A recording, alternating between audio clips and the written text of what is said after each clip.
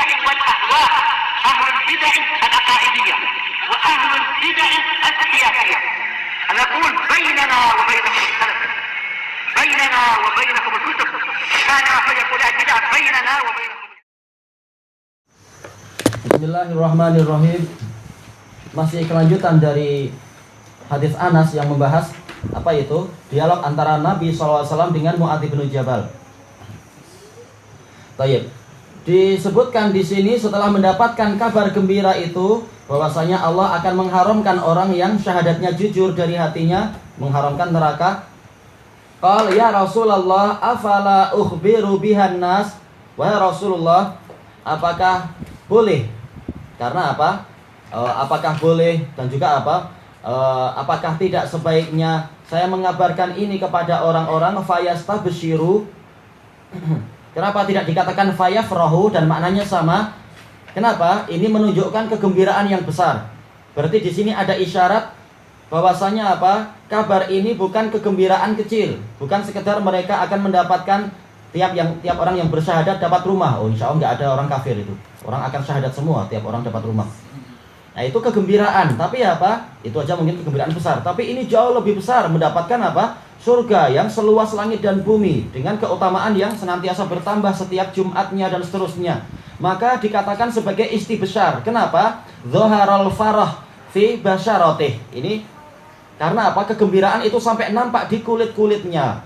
Betul-betul berseri-seri wajahnya. Ini secara bahasa sebagaimana apa? Dijelaskan oleh Ali Al-Qari di dalam Mirqatul Mafatih.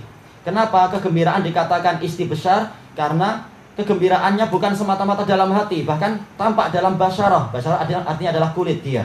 Tampak betapa cerianya kulit dia. Karena sedemikian gembiranya.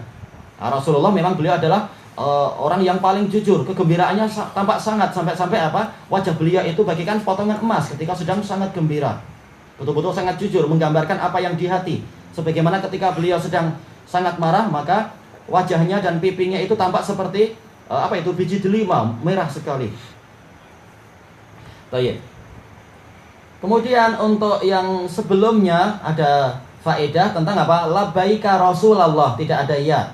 Labbaika Rasulullah. Kenapa tidak ada ya? Dihilangkan lafadz ya-nya. Ini dalilun alal qurb, menunjukkan sangat dekat. Karena apa? Betul-betul Mu'adz waktu itu sedang apa? Menghadap ke Rasulullah sebagai apa? Sebagai orang yang dibonceng oleh Rasulullah, diboncengkan. Rasulullah mengatakan ya Mu'adz, memang ini adalah asal panggilan dengan ya, dan beliau memang tidak menghadap Mu'adz, beliau menghadap ke depan. Menghadap ke arah kendaraannya tentunya, ke arah yang dihadapi kendaraan. Ini hikmah kenapa tidak mengatakan labbaika ya Rasulullah, tapi apa? Labbaika Rasulullah. Ini menunjukkan apa? Kedekatan yang amat sangat. Baik, kemudian disebutkan di sini idzan yattakilu. Kalau engkau mengabarkan itu kepada mereka, mereka akan bersandar. Maksudnya bagaimana? Dijelaskan oleh Ali Al-Qari dengan bahasa yang indah. Mereka akan bersandar kepada bingkisan rububiyah, dan mereka lalai untuk menjalankan tugas-tugas hak-hak uluhiyah. Kenapa? Masalah karunia, masalah nikmat, masalah dimasukkan seorang ke dalam surga dan diampuni dan sebagainya, ini adalah bagian dari kesempurnaan rububiyah Allah. Memberi, membagi, mengatur dan sebagainya. Istilahnya altaf, yaitu bingkisan atau apa? Hadiah-hadiah.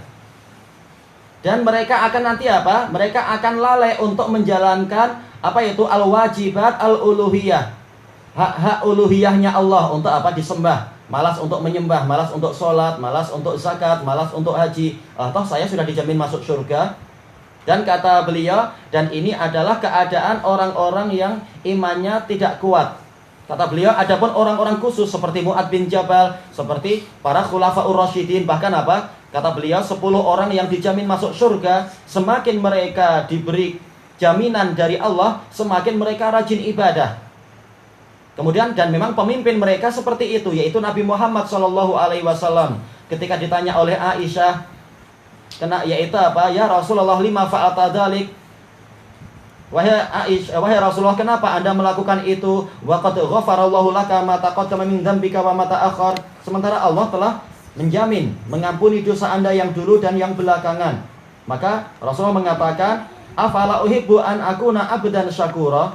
Apakah saya tidak suka untuk menjadi hamba yang banyak bersyukur?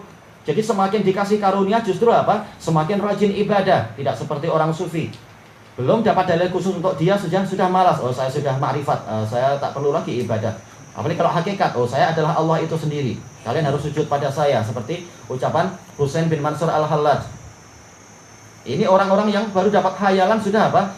Sudah malas ibadah. Sementara orang-orang mulia dari kalangan para pembesar-pembesar sahabat dan sahabat yang sudah lama masuk Islam dan sebagainya, bukan orang yang mungkin baru masuk Islam yang belum tahu syariat, maka semakin diberi kabar gembira, semakin mereka rajin ibadah dalam bentuk syukur, sebagai bentuk syukur kepada Allah dan seterusnya. Tidak bersandar dengan semata-mata kalimat syahadat semacam ini.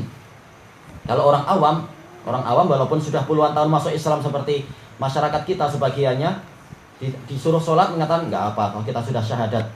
Ditanya kenapa Anda masih terus korupsi, nggak apa, nanti kalau saya mati tinggal bayar tok kadi 2.000, dia akan bacakan Yasin, oh saya dapat syafaat. Jadi malas sekali ibadah. Karena apa? Karena tidak paham tentang apa, bagaimana cara menggunakan dalil-dalil yang berisi roja, yang berisi harapan semacam ini. Jadi malas ibadah. Dengan sebab apa? Adanya dalil-dalil yang macam ini, atau apa? Adanya bid'ah-bid'ah yang semacam tadi. Oh kita kirim Yasin, selesai, habis urusan dia akan dimaafkan dan seterusnya. Padahal betulkah dia dijamin akan dimaafkan? Kita nggak tahu apa saja yang akan dia alami nanti. Itu pun kalau amalan diterima.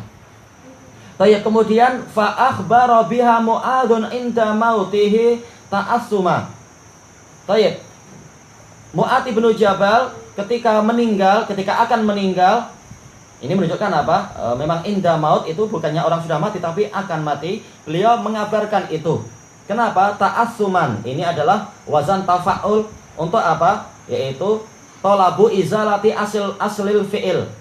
Yaitu berusaha menghilangkan asal fi'il. Asal fi'ilnya apa? Asima, dosa. Ta'assum berarti apa? Menghilangkan dosa.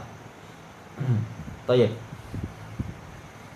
Kemudian yaitu maksudnya di sini apa? Menjelang kematian beliau tidak ingin membawa dosa, menyembunyikan ilmu, maka beliau menceritakan itu kepada sebagian murid yang terpercaya, bukan semua diajari.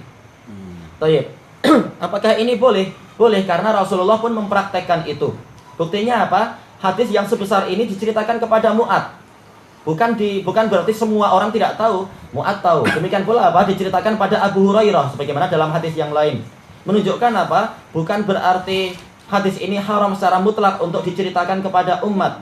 Tapi apa? Hanya orang-orang tertentu yang memang berhak mendapatkan itu.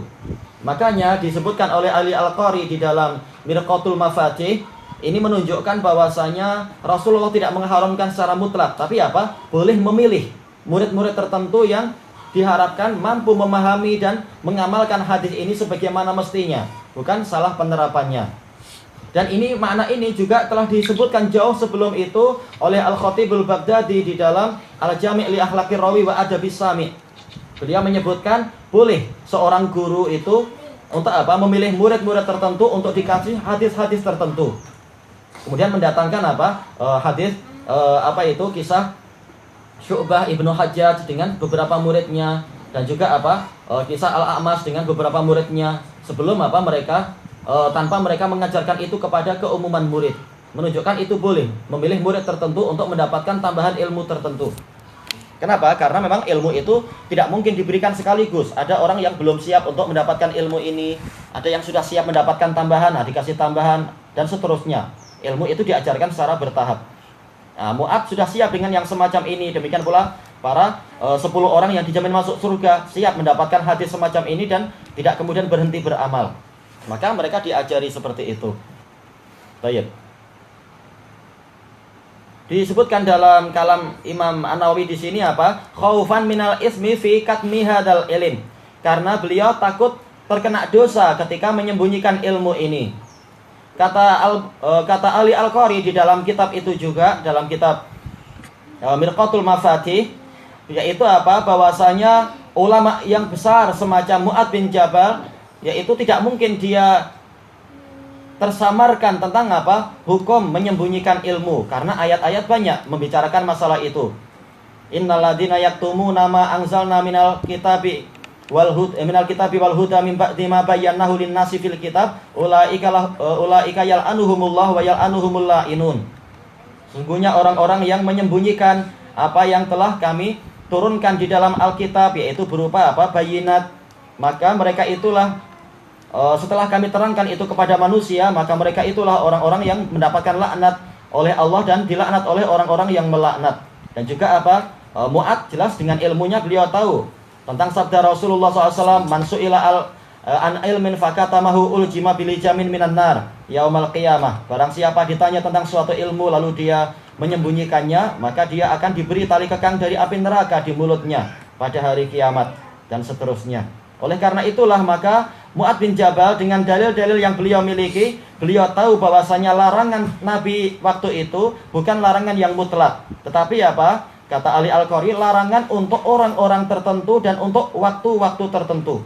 Untuk waktu sekarang jangan engkau ceritakan kepada semua orang, tapi ceritakan kepada orang yang memang layak untuk mendapatkan cerita, sebagaimana saya, yaitu Rasulullah, tidak menceritakan ke semua orang, tapi hanya cerita ke beberapa orang yang memang layak mendapatkannya dan waktunya sudah sesuai, yaitu apa? Mu'ad bin Jabal, Abu Hurairah dan sebagainya.